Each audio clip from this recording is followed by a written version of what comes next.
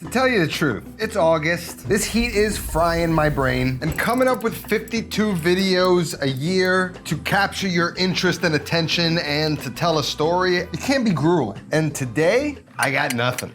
All I know is it's peak corn season, and I've been oddly craving one of my childhood favorites, Hush Puppies. So here we are. This is street corn Hush Puppies.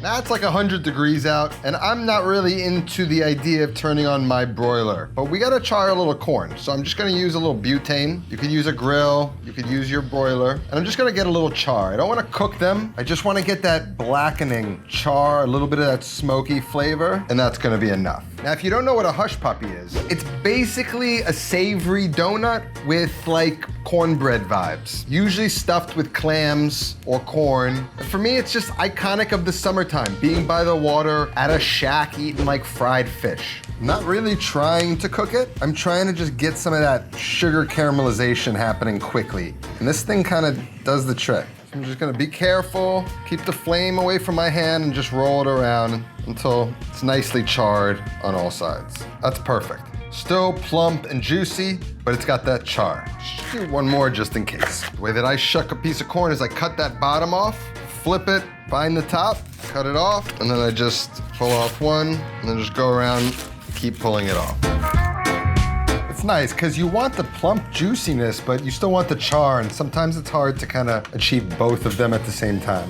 We're gonna put these into the batter, and they're gonna kind of steam and still be nice and plump and sweet at the end. Then we need to cut them off the cob. Need about a cup for the batter. So what I'm gonna do is just cut this in half.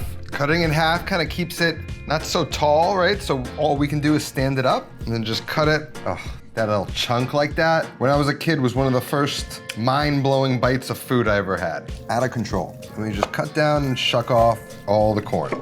We're gonna hold on to these as well. Yeah, one cob's enough if they're big enough. You know what? I'm just gonna put that in a bowl. Just gonna do it again in case I want some pieces for garnish at the end. If you can keep them in those clusters, that might be nice for some plating at the end. Next up, got some chives. Just gonna snip off the ends, cut it in half, bunch it up, and then mince it. And now what we're doing is starting with sort of a basic Southern Hush Puppy base. Corn, sometimes people grate in onion. This dough base can be altered, but I'm gonna sort of play around with it and try and get some elote flavors out of it. And then corn, jalapeno, they go nice together. So we're gonna take 2 jalapeno, cut it into its cheeks and remove the seeds. And we're just gonna slice them into thin strips. Just want little tiny bites throughout. And those get cut into a little dice. And then we can just get that into the corn bowl. It won't be that spicy. You can add 1 if you want. I just found 1 didn't really fill out enough, so I just added 2. Now the corn, the jalapeno, we're gonna consider those the wet ingredients. And to go with that, we need about 2/3 cup of buttermilk and 1 egg. Beat it up, get the egg mixed in. And what I like to do is just go ahead and add in all that corn and jalapeno and then just stir it all together. That's the wet ingredients. One last thing I do to the wet ingredients, this is when I take the corn stalks, and then you're gonna take the back of your knife and just kind of grate whatever's left in those little holes straight into the mixture. See all that stuff there? That's corn essence. That's the good stuff. All right, then we get that mixed in. Now wet is ready. Now for the dry ingredients, it starts with cornmeal. We're gonna need 1 cup of the cornmeal. We're gonna need 1/2 cup of all-purpose flour, and I like to take a spoon and spoon the flour out and into the cup just so I can create a nice light cup, not a dense one. That's why they always tell you to bake in grams, because the measure of a cup is kind of on a spectrum, depending on how you do it. 1/2 cup of all-purpose flour, 1/2 teaspoon of baking powder, 1/4 teaspoon of baking soda. Now these are a little sweet, and I actually like mine on the sweeter side. So I'm gonna add 2 tablespoons of sugar. Gonna add a teaspoon of salt, and then some seasoning. Garlic powder, just gonna run it across the top, call it a tablespoon. Same thing with some onion powder. We have some dried parsley. A little bit of dried parsley, and then celery salt. These 2 ingredients kind of go with fried summery foods to me. Give it a whisk together. And then the wet batter goes into the dry.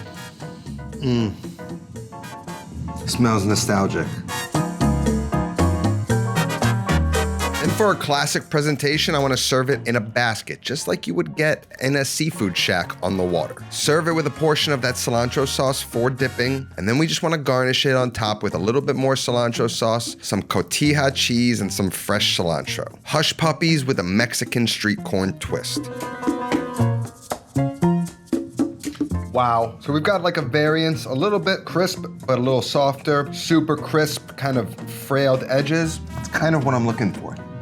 Man, 3 of my favorite things: corn, Hush Puppies, cilantro sauce. This is great for like a barbecue, a fish fry, a little side to go with it, appetizer, hors d'oeuvre. Recipe's gonna be down in the description. That's all that I have today. I'll see you next time. Until then, take care of yourself and go feed yourself.